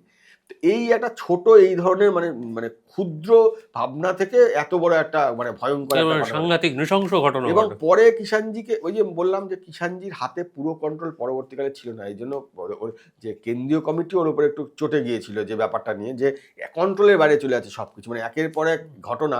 এবং এই ঘটনাটা হয়েছিল হচ্ছে একদম কলকাতা পুরসভা ইলেকশনের ঠিক আগে, তারপরেই কলকাতা ইলেকশন, পুরসভা ইলেকশন ছিল। মজার ব্যাপার হলো কিছু বুদ্ধিজীবী আমি দেখলাম তারপরের দিন, যে আমি তারপরে তো কলকাতা ফিরে এলাম, তারপরে প্রেস কনফারেন্স করলো, দেখলাম তারা বললো এটা সিপিএম করেছে, এটা চক্রান্ত, মানে তারা না জেনে শুনে, আর তারা একটা হঠাৎ করে বিবৃতি দিল, দায়িত্বশীল কিছু নাগরিক যারা বুদ্ধিজীবী বলে তারা একটা বিবৃতি দিয়ে দিল। ঘটনাটা এইটা হয়েছিল যে বাপি মাহাতোর জন্য এটা হয়েছিল, এবং কিষাণজি পরবর্তীকালে আমাকে বলেছিল যে ওইটা আমার কোনো, আমি জানতামই না, এটা অত্যন্ত খারাপ কাজ হচ্ছে, কিন্তু আমাকে এখন, আমি যদি বলতে যাই এটা যে খারাপ কাজ হচ্ছে তাহলে হিতে বিপরীত হবে, আমাদের দিকে হয়ে যাবে, ওই জন্য আমরা সিপিএম এর দিকে চালাতে চাইছি বলে ও আমাকে বলেছিল যে আমরা একটা কমিটি করেছি এটা তদন্ত করার জন্য, কমিটি একটা রিপোর্ট দেবে, সেই রিপোর্টটা আপনাদের দেওয়া হবে। তারপরে রিপোর্টটা এসেছিল, আমাদের রিপোর্টটা ছিল, দেখতে হবে কত আছে কিনা। তাতে দেখা গেল হঠাৎ করে কি করবে এখন কিষাণজির দিক থেকে, আমি বলবো উনি তো পলিটিক্স করতে নেমেছিলেন, মানে নিজের গর্তে নিজেই পড়েছেন উনি, তখন কি করেছেন, হাস্যকর একটা রিপোর্ট এসেছিল যে সিপিএম এর হারমাদ বাহিনী করেছে, সুশান্ত ঘোষ নির্দেশ দিয়েছিল, এই দিয়েছিল, একটা হাস্যকর বিবৃতির একটা রিপোর্ট দিয়েছে, যে রিপোর্টে কোনো মাথা মুন্ডু নেই, সেইটা প্রেসের হাতে তুলে দিয়েছিলেন এবং সেটা তৃণমূল পরে ওইটা নিয়ে প্রচার করে যে এই তো হারমাদরা করেছে, সুশান্ত ঘোষ করেছে। ব্যাপারটা তা নয়, একদম বাপি মাহাতোর পরিকল্পনা করতে এটা করা হয়েছিল। এবার তুমি আমাকে বলো যে মাওয়িস্ট আন্দোলন আস্তে আস্তে বোঝাই যাচ্ছে তারপর থেকে মানে প্রাসঙ্গিকতা হারাচ্ছিল, সদস্য সংখ্যা কম ছিল, সাপোর্ট কম ছিল। কিষাণজি পলিট ব্যুরো সদস্য এবং এখানকার প্রায় সর্বময় নেতা বলা যায়। তিনি একটা ত্রিস্তরীয় নিরাপত্তার মধ্যে থাকতেন, এটা আমরা সবাই জানি। যে সুশানের কথা তুমি বারবার বলছিলে, সুশান ওরা একদম রাইট হ্যান্ড ম্যান এবং পুরো সিকিউরিটিটা হ্যান্ডেল করতো। তো এইরকম একটা মানুষ যিনি একটা ত্রিস্তরীয় নিরাপত্তার মধ্যে থাকেন, তাকে পুলিশ গ্রেফতার করলো কি করে? তার এটাই যাওয়ার আগে তুমি আমাকে বলো যে সুচিত্রা মাহাতোর সঙ্গে কিষাণজির কি সত্যি সত্যি কোনো ঘনিষ্ঠ সম্পর্ক তৈরি হয়েছিল? What do you think about that? না, ঘনিষ্ঠ সম্পর্ক তৈরি হয়নি। তার যেটা ঘটনা হয়েছিল, মাওবাদীদের মধ্যে যে যৌন নির্যাতন হয় না এটা তো নয়, এটা হয়, এটা ওদের অনেক অভিযোগ হয়েছে, বহিষ্কৃত হয়েছে, নানা রকম কারবার হয়েছে। সে আবার গিয়ে পুলিশের, যেটাকে আমরা কোট অ্যান্ড কোট খোঁচর বলি, সে খোঁচর হয়ে গেছে, বহিষ্কার করার পর খবর দিয়েছে, সেইটা পুলিশের স্ট্র্যাটেজি, সেটা মাওবাদীদের স্ট্র্যাটেজি, এটা তো আমাদের বক্তব্য নেই। যখন শশধর মাহাতো মারা গেলেন তখন সুচিত্রা মাহাতো দলে অনেকটা একা হয়ে গেলেন, যেহেতু শশধর মাহাতো অত প্রভাবশালী নেতা, সিনিয়র লিডার, গার্ড করে রাখতেন। তখন কিষাণজি সিনিয়র লিডার হিসেবে গার্ড করা শুরু করেছিলেন ওকে, যে দলে যদি অন্য কোনো হয় তাহলে তো ওকে ফিরে যেতে হবে, বা ওকে অন্য কোথাও যদি অন্য মানে স্বাভাবিক জীবনে ফিরে যায় তাহলে ও দলের এমন কিছু জানে যেটাতে আমাদের পরবর্তীকালে অসুবিধা হতে পারে, এইগুলো হচ্ছিল। এবং তখন তারপর থেকেই সুচিত্রা মাহাতো যেহেতু একাকিত্বে বোধ করছিলেন এবং ওকে দলের অনেক দায়িত্ব, টাকা পয়সা বা অন্যান্য অনেক ব্যাপার, অনেক কিছু দায়িত্ব, শোনা যায় কিষাণজির ফোনও নাকি থাকতো, ফোন থাকতো, ওদের যে ফান্ডটা পুরো সুচিত্রা মাহাতোকে কিষাণজি এতটা ট্রাস্ট করতেন। আমি অন্তত কোনোদিন দলের কারো কাছ থেকে যাদের তারপর যোগাযোগ হয়েছে বা অন্যান্যদের থেকে শুনিনি যে কিষাণজির সঙ্গে ও মানে এমন কিছু সম্পর্ক ছিল যেই সম্পর্কটা হচ্ছে পরবর্তীকালে রগে আলোচনায় পরিণত করা যায়, সেটা আমি অন্তত শুনিনি। যেটা হয়েছিল, সুচিত্রা মাহাতো ওই সময় যখন একাকিত্ব বোধ করেন, কিষাণজি ওকে গার্ড দিচ্ছে, তখন ওই প্রবীর ঘরাই, যার সঙ্গে কতুলপুরের প্রাক্তন জনসাধারণ কমিটির নেতা, বর্তমানে তৃণমূল নেতা, তার সঙ্গে ওনার একটা সম্পর্ক তৈরি হয়, যেহেতু ওরা একই ইয়েতে ছিল, সেইটা ওইভাবে চলছিল তখন এই বিষয়টা। একটা সময় পর থেকে যখন সারা কি হয়, লোকে যারা প্রতিবাদ করছিল, আন্দোলন করছিল, অনুন্নয়নের অভিযোগ করছিল, তারা যখন দেখলো যে একটা সরকার পরিবর্তন হয়ে গেছে, আমরা যার বিরুদ্ধে লড়াই করছি তাকে আমরা পর্যুদস্ত করতে পেরেছি, তারা সরে গেছে, নতুন সরকার এসছে, নতুন সরকারের কাছে নতুন সরকার আমাদের এক্সপেকটেশন পূরণ করতে পারবে কিনা সেটার জন্য তাদের টাইম দিতে হবে। এবং আমি যদি টানা ঝামেলাটা বা এই ধরনের কার্যকলাপ করে যাই তাহলে আমিও শান্তিতে থাকতে পারবো না। সাধারণ মানুষ কোথাও গিয়ে দিনের শেষে একটু শান্তিতে থাকতেই চায়। একদম এটা 100%। আরো যেটা এর মধ্যে কাজ করলো, পলিটিক্যাল কারণ কাজ করলো, তখনকার দিনে যে তৃণমূল নেতৃত্ব ছিল এখানে, যারা তৃণমূল পন্থী বা তৃণমূল করতো জঙ্গলমহলে, প্রত্যেকে কিন্তু জনসাধারণ কমিটির সঙ্গে যুক্ত হয়ে গিয়েছিল। তার কারণ হচ্ছে, এর একটা কারণ ছিল যে তারা জানতো যে আমরা সিপিএম এর সঙ্গে এখানে লড়াই করে পারবো না, সিপিএম আমাদের শেষ করে দেবে, ফলে হচ্ছে আমি পারবো না। ওদের একটা ছাতার দরকার ছিল, যেই ছাতাটা কিষাণজি জনসাধারণ কমিটির মাধ্যমে তৈরি করে দিল, সমস্ত তৃণমূল নেতারা জনসাধারণ কমিটির সঙ্গে যুক্ত হয়ে গেল। যখন সরকার পরিবর্তন হলো তখন আর এরা দেখলো যে আমি নিষিদ্ধ সংগঠন হয়ে গেছে ততদিনে জনসাধারণ কমিটি, আমি কেন জনসাধারণ কমিটির সঙ্গে থাকবো, তারা তখন বেরিয়ে আবার মেইন স্ট্রিম পলিটিক্স, তৃণমূলে আবার জয়েন করলো। তৃণমূল ততদিনে লাইন নিয়ে নিয়েছে যে আমাদের যা কাজ করার মাওবাদীদের আমরা করিয়ে নিয়েছি, যেটা পরবর্তীকালে স্লোগান হলো যে কাজের বেলা কাজই, কাজ ফুরলে কিষাণজি, সেটা ওইখান থেকেই ব্যাপারটা হলো যে এই বিচ্ছিন্ন করে ফেলো তারা নিজেদেরকে, বিচ্ছিন্ন করে তারা মেইন স্ট্রিম পলিটিক্স শুরু করলো, সরকারের সুযোগ সুবিধা বা উন্নয়ন কিভাবে করা যায় নেওয়া যায় সেইগুলো শুরু করলো। কিষাণজি যেটা চালে ভুল করলো সেটা হচ্ছে যে ওই সময় কিষাণজি সিপিএম আর তৃণমূলকে একই চশমাতে দেখা শুরু করলো। তা তো নয় ব্যাপারটা, কারণ তৃণমূল তখন নতুন কিছু করার জন্য উদ্যোগী হয়েছে, তারা ক্ষমতা চলেছে, তাদের আর মাওয়িস্টদের দরকার নেই। এবং মাওয়িস্টে এমনভাবে এখানে পেনিট্রেট করে ফেলেছে, তৃণমূল চাইলো আমি নিজে এখানে সংগঠন করবো, মাওয়িস্টকে এখান থেকে সরাও, সেটা প্রথম দিকে পারছিল না। যেইটা সমস্যা হলো, কিষাণজি 2011 নভেম্বর মাসে আমার মনে আছে, সেদিন দিদিমণি সিকিম যাচ্ছিলেন। সিকিম মানে সিকিমে ভূমিকম্প হয়েছিল, দিদিমণি প্রথম বাইরের ট্যুর সিকিমে যাচ্ছিলেন। ওই ট্যুরে আমিও ওনার সঙ্গে ছিলাম, আমি অন্য একটা চ্যানেল 24 ঘন্টাতে গিয়েছিলাম। তখন খবর আসে যে ওইখানে জঙ্গলমহলে 2জন টিএমসি লিডারকে মাওয়িস্টরা খুন করেছে, মানা করছে। সেইটা দিদিমণি রিয়াক্ট করে এবং দিদিমণি ওইখানেই দাঁড়িয়ে বলে দেন যে আমরা করবো না। এটা সেপ্টেম্বর মাসে ছিল, মানে বিশ্বকর্মা পুজোর পরেই আর কি, যে আমরা মাওয়িস্টদের আর রেয়াত করবো না, মাওয়িস্টরা যা করে ফেলেছে, কোনো শান্তি আলোচনা হবে না, সব হয়ে গেল, আমরা এবার মাওয়িস্টদের বিরুদ্ধে অভিযান শুরু করবো। কেন্দ্র তো হেল্প করার জন্য রেডি ছিল, চিদম্বরম তখন স্বরাষ্ট্রমন্ত্রী ছিলেন। এই যে ঘটনাগুলো একসঙ্গে সব ঘটা শুরু করলো। এইবার কি হলো, যেহেতু ততদিনে সুচিত্রার সঙ্গে প্রবীরের যোগাযোগ হয়ে গেছে, প্রবীর ওকে বলছে এখান থেকে বেরিয়ে এসে আমরা সংসার করব বা মেন স্ট্রিমে ফিরবো। সুচিত্রা আর পছন্দ করছিল না যে আর সে থাকতেও চাইছিল না ওই ঘেরাটোপে, প্লাস এই যে দায়িত্ব বা এত কিছু এবেলা পুলিশ যেদিন মেরে ফেলবে, এই দুটো জিনিস একসঙ্গে কাজ করা শুরু করলো। এতগুলো এই যে এগুলো কাজ করা শুরু করলো, তখন সুচিত্রা এদের ফাঁদে পা দিয়ে দিল, যে আমি ফাঁদি বলবো, এদের ফাঁদে পা দিয়ে প্রবীরের সঙ্গে বিয়ে করবে। ফলে আমি যদি কিষাণজিকে যদি সরে যায় বা সুচিত্রা, আমার দ্বারা কিষাণজিকে যে মারা হবে ওইভাবে সুচিত্রার সঙ্গে কথা বলা হয়েছিল কিনা আমি জানি না, যেহেতু আমি এর সঙ্গে কথা বলতে পারিনি। হয়তো বলা হয়েছিল কিষাণজিকে আমরা অ্যারেস্ট করে নিতে চাই, যে আমরা তুলে নেব, তুমি সেফগার্ড দিয়ে তোমাকে বাইরে বার করে দেবো, তুমি করবে, কিষাণজি তো জেলেই চলে যাবে, এইটাই সম্মত ছিল। তখন সুচিত্রা, তার কাছে টাকাও ছিল অনেক, তো ফলে হচ্ছে যে যেটা করা শুরু করলো সেটা হচ্ছে বিভিন্ন খবর, এই যে ত্রিস্তরীয় ব্যবস্থার মধ্যেই পুলিশ কিন্তু আস্তে আস্তে পেনিট্রেট করা শুরু করলো। যেমন একজনের নাম কথা বলবো, সুমন বলে একটি ছেলে ছিল, ওর টাইটেল আমি বলছি না, ও কিষাণজি গার্ড ছিল।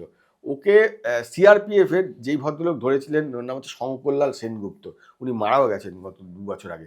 উনি ওকে প্রথম, ওরা সিআরপিএফ তুলে ওখানে পড়াশোনা করিয়ে ওকে করে, ওর থেকে কিষাণজি সম্পর্কে হোয়ার অ্যাবাউট সম্পর্কে অনেক কিছু জানতে পারে ওরা, যে কোথায় ছিল না ছিল অনেক কিছু জানতে পারে। এইরকমভাবে ওরা না বিভিন্ন ছেলেকে বিভিন্ন সময় এরকম তুলে নেওয়া শুরু করলো। কিষাণজি যেটা একটা সময় কি হলো, ওই খোঁজটা ওরা, ওই যে নেটওয়ার্কটা ওরা অনেকটা অফ হয়ে গেল। তার কারণ ততদিনে কিষাণজি হাতিলোটের ঘটনার পর থেকে সাংবাদিকদের সঙ্গে যোগাযোগটা বিচ্ছিন্ন করে দিয়েছেন। মানে 2010-এ হাতিলোটের ঘটনা হলো, তারপর থেকে কিষাণজি রেয়ার, ওই সাংবাদিক সেজে গিয়ে যেখানে না, যেটা হাতিলোট ওইটা তো ছত্রধরকে অ্যারেস্ট, এটা হচ্ছে হাতিলোটে কিষাণজি একটা মিটিং ছিল মাওবাদীদের, পুলিশ সেখানে গিয়ে ফায়ার করে, সেদিনও কিষাণজি মারা যাওয়ার সম্ভাবনা তৈরি হয়েছিল। কোনো ক্রমে পালিয়ে গেছে, ল্যাপটপ জামা কাপড় ফেলে উনি এখান থেকে পালিয়ে গেছেন। সেই ল্যাপটপটা পুলিশ পরে উদ্ধার করে, ওর থেকে অনেক জিনিস মানে জানা যায়। তারপরে যোগাযোগ, তারপরে সাংবাদিক জগতের মধ্যে একমাত্র আমাকে একদিনের জন্য ফোন করেছিলেন, যেদিন আমি মার খাই, ওই সিআরপিএফ মারে আমাকে, সেদিন উনি টিভিতে দেখতে পেয়ে আমাকে ফোন করেছেন, ওই লাস্ট। তারপরে আর কোনো কথা বলেনি, তার আগে পরেও সাংবাদিকদের সঙ্গে উনি কথা বলতেন না দীর্ঘদিন। যেটা হলো, এই যে ঘটনাগুলো একসঙ্গে হওয়া শুরু করলো, তখন সুচিত্রার কাছে ফোন থাকতো। সুচিত্রা ভাবলো যে ঠিক আছে, কিষাণজিকে অ্যারেস্ট করিয়ে দেবে বা কিছু একটা হবে, যে মারবে কিনা আমি জানি না, এখনো আমি 100% জানি না। এইরকম টোপ দিয়ে এই ছেলেগুলোকে বার করা শুরু করলো। যেটা হয়, এই কিষাণজি এই কাগজ পড়বে বা এই জিনিসপত্র আনার জন্য এদের দলের গার্ডদের মধ্যে কেউ ঝাড়গ্রাম শহরে আসতো, যে করার জন্য, কাগজ কিনতে বা এগিয়ে। ওইখানে 2জন তৃণমূল নেতা আছে, এখন তারা তৃণমূলে যোগ দিয়েছে, তখন কমিটিতে ছিল। আমি তাদের নাম বলছি না, কারণ যেহেতু তারা দীর্ঘদিন 6-7 মাস তাদের পুলিশ বাইরে রেখে দিয়েছিল কিষাণজি পরে, এনকাউন্টারের পরে। তাদের এদের সঙ্গে যোগাযোগ করে পুরো পরিকল্পনা তৈরি হয় কিষাণজিকে কীভাবে তোলা হবে। কারণ যেহেতু কিষাণজির খুব ট্রাস্টেড লোকদের মধ্যে পুলিশ ঢুকে পড়তে পেরেছিল, ফলে পুলিশের কাছে এটা সময়ের অপেক্ষা ছিল। পুলিশ দেখছিল কোন জোনটায় উনি বেশি ঘোরাফেরা করছেন, তখন তো খুব সহজ হয়ে গেল, 2-1 জনকে তুলে নেওয়া শুরু করলো। কিষাণজি জানছেন যে ওনার ত্রিস্তরীয় ব্যবস্থা আছে, দেখা গেলো প্রথম ব্যবস্থাটাকে অলরেডি পুলিশ এখান থেকে তুলে নিয়েছে। চিরঞ্জীব বলে একটি ছেলে ছিল, তাকে পুলিশ তুলে নিল, সে খুব ট্রাস্টেড ছিল। এরকম বেশ কিছু লোককে পুলিশ তুলে নিল। কিষাণজি তখন অদ্ভুত, কিষাণজি আমি বললাম যে কিষাণজি ভেবেছিলাম সিপিএম আর একই চশমায় দেখতে গেলেন। কিষাণজি যেটা করলেন সেটা হচ্ছে, ততদিনে সুচিত্রার সঙ্গে এরা একটা আন্ডারস্ট্যান্ডিং করে ফেলেছেন যে ওকে একটা অন্য জায়গায় নিয়ে গিয়ে বিয়ে করবে, ও থাকবে, ওকে আলাদাভাবে রাখা হবে। এবং কিষাণজির ফোনটা যেহেতু ওর কাছে থাকতো, সুচিত্রার কাছে থাকতো। কিষাণজি যেটা শোনা যায়, তার আগে রাঁচি গিয়েছিলেন উনি চিকিৎসা করাতে ঝাড়খণ্ডে। সেই সময় পুরো ফাইনাল ডিলটা হয়ে যায়, এবং কিষাণজি যে কোথায় থাকবে সেইটা কিন্তু আমাদের একটা কমিটি তৈরি করে দেওয়া হয়েছিল সরকারের পক্ষ থেকে, যারা শান্তি আলোচনা করবে। সেই শান্তি আলোচনার যারা কমিটি, তারা কিষাণজির সঙ্গে গিয়ে দেখা করেছে, তার লাইফস্টাইলটা বুঝেছে, তিনি কোথায় সম্ভব থাকেন, তারাও কিছুটা ইনপুট ওখান থেকে আনতে পেরেছেন। কিষাণজি যেটা ব্লান্ডার করে, এই শান্তি আলোচনাটা চলতে চলতেই হঠাৎ করে একদিন একটা বিবৃতিতে জানিয়ে দেন, ঘটনাচক্রে সেইটাও আমার ব্রেক করা খবর হয়ে যায় ন্যাশনাল, যে আমরা শান্তি আলোচনা করবো না, আমরা করে দিচ্ছি, খারিজ করে দিচ্ছি, ব্যাক আউট করছি, আমরা করবো না শান্তি আলোচনা। সেটা ব্রেক করার পরে সেটা জানতে পারে যে আমরা করবো না, তার কিছু নির্দিষ্ট কারণ দিয়েছিল ওরা। এইবার এই যে এতগুলো মিলে গেল, এতগুলো গুটি সরকার সাজিয়ে ফেললো, কিষাণজিকে ওরা তুললো। এদের মধ্যে যা ট্রাস্টের যে 2-3 জন লোক আছে, আমি তাদের নামও বলছি না, তাদের ওইখানে নিয়ে গেল। কিষাণজি ওইখানে গিয়ে একটা ওইখানে মাঠে ওরা কমিটি, মানে পুলিশের পক্ষ থেকে বিভিন্ন জায়গায় বিভিন্ন ফুটবল টুর্নামেন্টের আয়োজন করা হয়েছিল। ওরকম একটা টুর্নামেন্টে, ওই যে বললাম অতিরিক্ত আত্মবিশ্বাস, কিষাণজি ওরকম একটা ফুটবল টুর্নামেন্ট দেখতে চলে গেছিল। ওরকম খেলা হচ্ছে মাঠে, উনি দেখতে কোণে একটা ঝোপের মধ্যে দেখছিলেন। এবার এরা ওই পোশাকে, নর্মাল পোশাকে পুলিশ ওদের নামিয়ে দেয় এখানে। তারা গিয়ে, সাদা পোশাকের পুলিশ ছিল, তারা চিহ্নিত করে যে কিষাণজি ওইখানে বসে খেলা দেখছে। তখন কিছু লোক আস্তে আস্তে ফলো করা শুরু করে। কিষাণজি যখন বুঝে যান, তখন কিষাণজি ওখান থেকে হাঁটা শুরু করেন। কিছুদিন যাওয়ার পরে যাই হোক, চারিদিক থেকে এরা তো প্ল্যান রেডি ছিল, তুলে নিয়ে আমি যেটা শুনেছি সেটা হচ্ছে কিষাণজিকে অন্য একটা, সম্ভবত খড়গপুর বা কোথাও একটা নিয়ে যাওয়া হয়েছিল। তাকে বলানোর চেষ্টা হয়েছিল পার্টি সম্পর্কে। তার কারণ কিষাণজি যেহেতু পলিট ব্যুরো মেম্বার ছিলেন, ফলে পার্টির ভেতরে অনেক খবর রাখতেন। ওনার থেকে যদি কিছু বার করা যায়, তাহলে ছত্তিশগড়ের পার্টির সম্পর্কে কিছু জানা যাবে, উড়িষ্যার পার্টির সম্পর্কে জানা, কিন্তু কিষাণজি সেটা মুখ খোলেনি। শোনা যায়, এটাও আমি বলছি, যে কোট আনকোট, যে তার উপর অত্যাচার করা হয়েছিল। আলটিমেটলি যখন দেখেছে ফোর্স যে না, আর কিছু করা যাচ্ছে না, তখন কেন্দ্রীয় সরকারকে পুরো বিষয়টি জানানো হয় যে উনি কিছু বলছেন না, অলরেডি ওনাকে তোলা হয়ে গেছে, কি করা হবে। তখন নাকি, আমি নাকিটা যোগ করছি যেহেতু আমি এখনও বলছি যে কনফার্ম নই, আমারও শোনা সোর্স মারফত পাওয়া, তখন সিদ্ধান্ত কিষাণজিকে করে বেড়া আর কি, এনকাউন্টার দেখানোর। সেইভাবে কিষাণজির মৃত্যু হয়। হ্যাঁ, এটা আমিও তখন পড়েছিলাম যে শরীরের বিভিন্ন অংশে আঘাত আছে, হ্যাঁ, যেগুলো সম্ভবত জেরা করার আঘাত হলেও হতে পারে, এবং যেভাবে গুলি চালানো হয়েছিল, গুলির আঘাতে যেভাবে উনি পড়ে রয়েছে, এবং কিষাণজিকে ওইভাবে তোলা, যেইভাবে তোলা পুলিশ বলে, ব্যাপারটা তত সহজ নয় ওইভাবে তোলা যায়, কারণ ওর তো সত্যি ত্রিস্তরীয় ব্যবস্থা ছিল। কিন্তু এটাও ঠিক, তিনি ত্রিস্তরীয় ব্যবস্থার উপরই এতটা আত্মবিশ্বাসী হয়ে গেছিলেন যে তারাই যে আস্তে আস্তে পুলিশের সঙ্গে হাত মিলিয়ে নিজেদের আখের গোছানো, কারণ তারাও তো সবাই তৃণমূলের নেতা ছিল, তাদেরকে তো উনি করছেন। সুশান্ত বেসিক্যালি তৃণমূল মানসিকতার ছেলে। যখন ও মারা গেছে, তখনও তৃণমূল ক্ষমতায় আসেনি। সে যে পরবর্তীকালে পাল্টে যেত না, সেটাও তো কেউ জানে না। তুমি নিজের লোকরাই বলতে গেলে, অ্যাসাসিনেশন যখন ঘটেছিল, তারপর কি তুমি গেছিলে? হ্যাঁ, দেখেছো তুমি? হ্যাঁ, পড়ে আছে, সামনেই দেখেছি যে ওই বুড়িশোলের জঙ্গলে ওইখানে এইভাবে পড়ে আছে। প্রথম কথা, যেই জায়গায় হয়েছে, ওরা বলছিল কিষাণজি এখানে ছিল, ওইখানে কিষাণজি থাকারই কথা না, তার কারণ সেখান থেকে সদর রাস্তাটা দেখা যায় যে লোকজন যাচ্ছে। কিষাণজি ওই রকম হালকা যে জঙ্গল, সেসব জায়গায় থাকার লোকই নয়। আমি দেখেছি একাধিক দিন হচ্ছে, একবার বিবিসির বাইরে থেকে এসেছিল 2জন জার্নালিস্ট, তো তারা আমার সঙ্গে যোগাযোগ করে যে ইন্টারভিউ করার জন্য। তো আমি কথা বলি, তখন কিষাণজি বলে যে ভুলাগাড়া চলে আসুন, আমি ওখানে ইন্টারভিউ দেবো। তো উনি এসেছিলেন একটা জায়গা, নির্দিষ্ট জায়গা বলেন, অনেক ভেতরের দিকে জঙ্গলে। গেছি, 2জন জার্নালিস্ট, তারা গেছে, আমিও গেছি, তারা বিদেশি জার্নালিস্ট। এবার যেটা হয়, বিবিসি সঙ্গে করে একটা অদ্ভুত টাইপের গাড়ি নিয়ে এসেছিল, যেই গাড়িতে সব অ্যান্টেনা কী সব লাগানো ছিল একটা গাড়ির মধ্যে। তো ওইটা দূর থেকে দেখে কিষাণজি বলে যে এইটা তো আপনাকে আমি বলিনি আনতে। আমরা যে আরে আমিও তো বলিনি, আমি তো অপ্রস্তুত হয়ে গেছি যে আমি ওইটা করিয়ে দিয়েছি ইন্টারভিউটা দেওয়ার জন্য। আমি যে আমি সত্যি জানতাম না, বলে না, ইন্টারভিউ আমি দেবো না বলে উনি সঙ্গে সঙ্গে রিটার্ন করলেন, করে ওই সঙ্গে বলছে, বলে না, আমি ইন্টারভিউ দেবো না, চল আমরা দিই, বলে ওখান থেকে দ্রুত বেরিয়ে চলে গেলেন। পরে অন্য কোনো জায়গার থেকে আমাকে গিয়ে ফোন করলেন যে আপনাকে, আমি দেখুন, আমি তো জানি না গাড়িটা ওইভাবে ওখানে চলে আসবে। বলে দেখুন, আমি দেখা করতে চেয়েছি, সেইটা ট্র্যাক করতে পেরে গাড়িটা ওইখানে ঢুকে এসছে, পুলিশ তো অনায়াসে ওইখানে চলে আসতে পারতো। ফলে আমি এমন কোনো জায়গায় থাকবো না যেখানে পুলিশ আমাকে দেখতে পারে। তো এইরকম একটা সাবধান লোক ওই রকম একটা ঘটনা ঘটাচ্ছে কি করে? কোন ঘটনা? এই যে হঠাৎ ফুটবল খেলা দেখতে এসে গেছে উনি, না ওইটা আস্তে আস্তে ক্যাজুয়াল হয়ে গিয়েছিল। এক্স্যাক্টলি, অতিরিক্ত আত্মবিশ্বাস হলে যা হয়। এবং হচ্ছে উনি ভেবেছিলেন সিপিএম আর এক, যে এইভাবে আমার গ্রামের লোকেরা আমার সঙ্গে আছে। উনি এইটা ভুলে গেছিলেন যে জনসাধারণের কমিটির নামে যারা এতদিন ওনাকে সাপোর্ট করছেন, তারা তো আসলে তৃণমূলের লোক, তারা তো দলের প্রতি দায়বদ্ধ হবে। তারা কেন মাওয়িস্টদের প্রতি দায়বদ্ধ হবে, যারা সবসময় লোক মারছে, গুলি, এবং তাও কি এমন একটা দলের সঙ্গে যুক্ত থাকবে যেই দলটা তাদের নিজেদের দলের লোককে মারছে? তারা তো তৃণমূল নেতাদেরও মার্ডার করেছিল, এখানে খুন করেছিল। একেবারে শেষ জায়গায় আমি চলে এসেছি, আমি পরের কিছু টুকরো জিনিস জেনে নিই। 1 নম্বর হচ্ছে মাওয়িস্টদের, কিষাণজির সঙ্গে তোমার বেশ ভালো সম্পর্ক ছিল, যথেষ্ট ঘনিষ্ঠ বলাটা হয়তো ঠিক হবে না, কিন্তু খুব ভালো সম্পর্ক ছিল। এর বাইরে ধরো মাওয়িস্ট যে টপ লিডার্স, টপ টিয়ার যে লিডার, এদের কারোর সঙ্গে তোমার দেখা হয়েছে কখনো? এদের হয়েছে মানে আমি অদ্ভুতভাবে হয়েছিল, সেটা হচ্ছে আমি কিষাণজি আমি ছত্তিশগড়ে ওদের যে মাওয়িস্টদের যে ডেরা, যে ওদের ঘাঁটি বলা হয়, আমার অনেকদিন যে, কারণ ওয়েস্ট বেঙ্গলে হাতে গোনে 1-2 জন গেছে, তার মধ্যে আমি অন্যতম, ওদের 2-3 জন গেছে, আমি অন্যতম, যে আমার ইচ্ছে ছিল যাওয়ার। আমি কিষাণজিকে বলি, কিষাণজি ব্যবস্থাও করে দেন আমাকে, ওখানে আমি যাই অবুঝমারে। তখন অবুঝমারে ঢোকা দুঃসাধ্য হয়ে, তো নানা রকম ওদের তো ফর্মেটে আছে, যে কোড ওয়ার্ড বলতে হয়, হাতে হচ্ছে ইন্ডিয়া টুডের প্যাকে মোড়ানো একজন এসছে, আমার হাতে একটা চশমার খাপ রাখতে হবে, সে ওইটা দেখে আমার সাথে কন্ট্যাক্ট করবে। আবার আরেকটা জায়গায় পড়লাম পায়ের কাছে পানের পিক ফেলবে আর তোমার কাছে সাদা রুমাল রাখতে হবে। না ওই রকম কিছু না, ওইটা আমার কাছে যথেষ্ট আজগুবি লেগেছে, মানে ওইটা কারণ আমি যারা গেছে জানি, তারা কিন্তু ওইভাবে জানি। যেমন অরুন্ধতী রায় ওনার বই লিখেছে, ইয়েতে বইটা লিখেছে যে উনি ওদের বোধহয় পাউরুটি নিয়ে গেছিলেন, কিন্তু যেই ছেলেটি এসেছিল সেই ছেলেটি পাউরুটি, মানে এত ক্ষুধার্ত ছিল পাউরুটিটা খেয়ে ফেলেছে, মানে এইরকম জিনিস রাখতে বলে।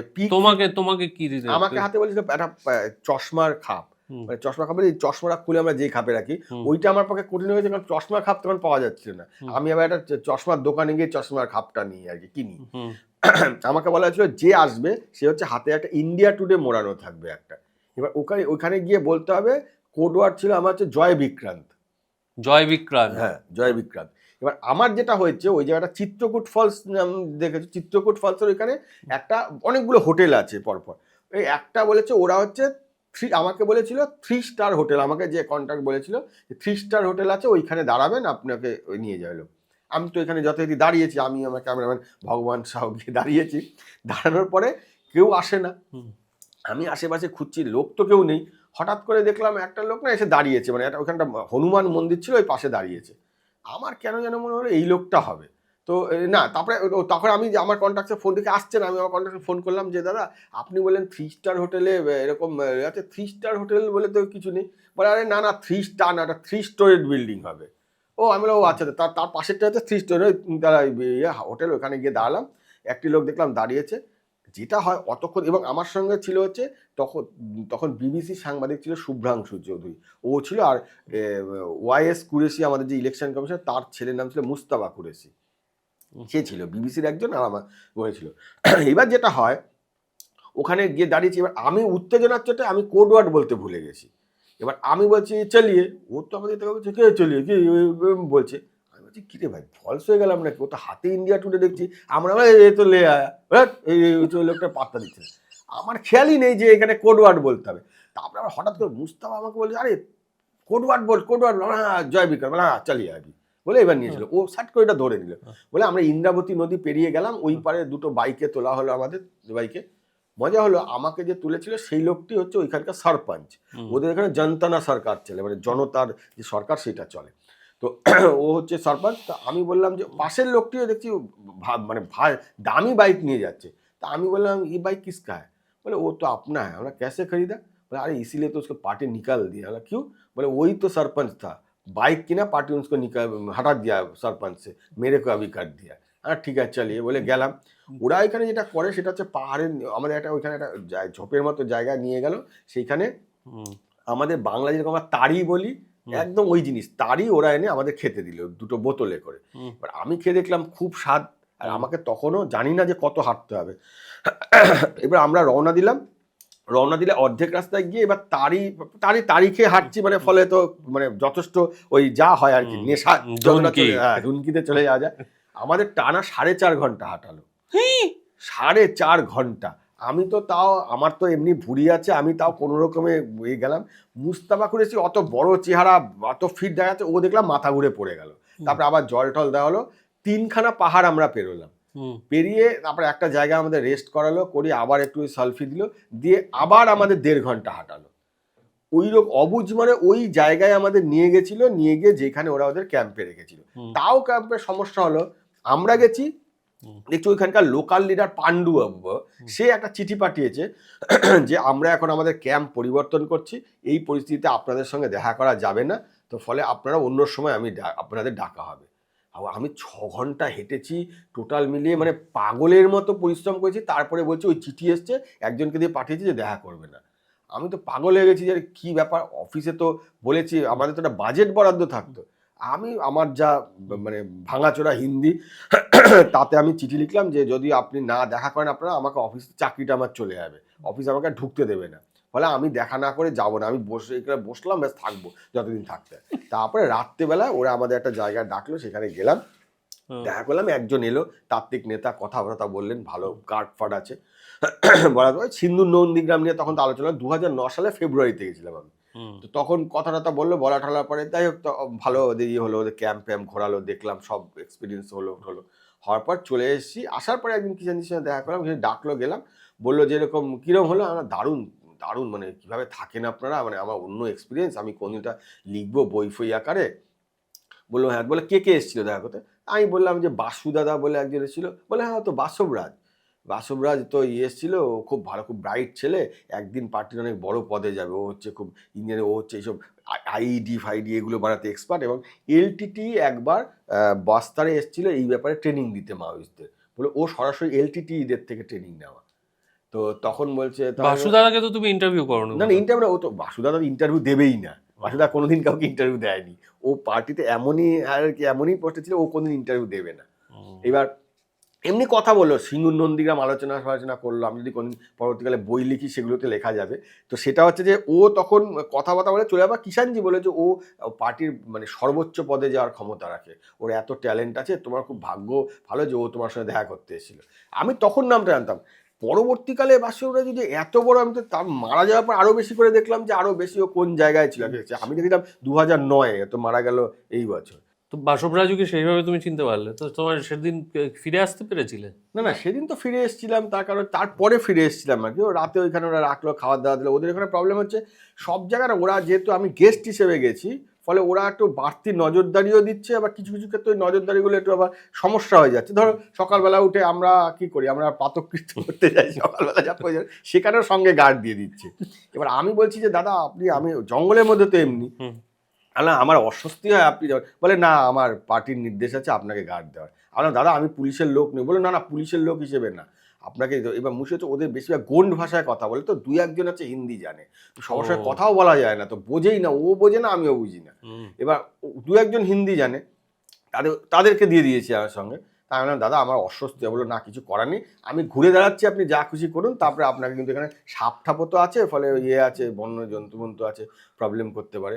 ওইখানে দেখলাম ওরা না সন্ধ্যার আগে খেয়ে নিচ্ছে সব, মানে রাত্রেবেলা কোনো আলো জ্বালানোর কোনো সিন নেই, আর ঘরে ঢুকিয়ে দিচ্ছে। কারণ ওরা বলছে যে তখন থেকেই এরা হচ্ছে ওই ছোট ছোট হেলিকপ্টার করে না, ওইখান থেকে যেখানে আলো দেয় ওইখানে গুলি করে দিচ্ছে, অথবা ওইখানে ছবি তুলে নিচ্ছে। আগুন জ্বালালে দেখতে হবে, দিনের বেলা কমপ্লিট করে দিতে হবে। রাত্রেবেলা ওরা কি করে, এই যে পাহাড়ের মধ্যে ওরা থাকে, তো গোটা পাহাড়টা না আগুন জ্বালিয়ে দেয়, ফোর্স থেকে এটা করে। তখন আমরা জানলাম, আমরা দেখছি রাত্রিবেলা পুরো এলাকায় আগুন জ্বলছে, পুরো ইয়েতে। আমরা মাঝখানে একটা গ্রামের মধ্যে আছি।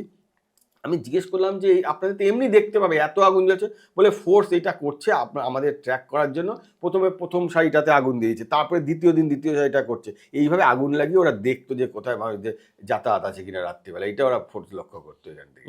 তো আনইউজুয়াল এক্সপিরিয়েন্স হয়েছে কখনো এখানে গিয়ে? ওখানে আনইউজুয়াল এইটা হচ্ছে, আরেকটা হচ্ছে আমাকে রাত্রিবেলা থাকতে দিয়েছে একটা টেন্টের মধ্যে। এবার টেন্টে আমি গিয়ে শুয়ে পড়েছি এমনি নর্মাল ইয়ের মধ্যে, ফেব্রুয়ারি মাস, ঠান্ডাই ওখানে পড়ে।